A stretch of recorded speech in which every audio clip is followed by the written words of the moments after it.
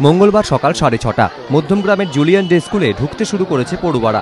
সেই সময় হঠাৎই বছর 4-এর শিশু জেইডেন ডেনিস স্কুলের ছাদ থেকে নিচে পড়ে যায়। সেখানেই দাঁড়িয়েছিল মোহাম্মদ সোহেল নামে আরও এক ছাত্র, আহত হয় সেও।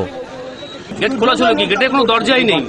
আমরা সাধারণত বাড়ি করলে বাড়ির গেটের দরজা করি, আর একটা স্কুল যেখানে এত বাচ্চা থাকে সেখানে গেটের কোনো দরজা নেই। দুজনকেই তড়িঘড়ি নিকটবর্তী হাসপাতালে নিয়ে যাওয়া হয়। প্রাথমিক চিকিৎসার পর জেইডেন ডেনিসকে ছেড়ে দেওয়া হলেও গুরুতর আহত অবস্থায় মোহাম্মদ সোহেলকে বিসি রায় হাসপাতালে নিয়ে যাওয়া হয়। এক্সামিনেশন করে পেয়েছিলাম একটা অ্যাবডোমেনটা টেন্স ছিল, অ্যাবডোমেনটা টেন্স ছিল, আর তেমনি এক্সটার্নাল ইনজুরি তেমন কিছু পাই। ব্লিডিং না, সেগুলো কিছু পাই। এই ঘটনার পরই স্কুলে বিক্ষোভ দেখাতে থাকেন অভিভাবকরা। এয়ারপোর্ট থানায় স্কুল কর্তৃপক্ষের বিরুদ্ধে গাফিলতির অভিযোগ দায়ের করেন তারা।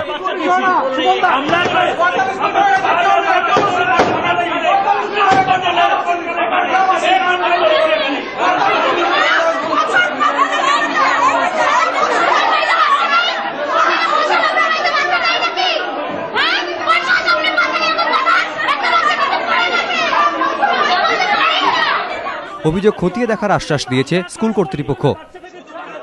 অভিভাবকদের অভিযোগ, স্কুল চলাকালীন ছাদে যাওয়ার দরজা খোলা ছিল।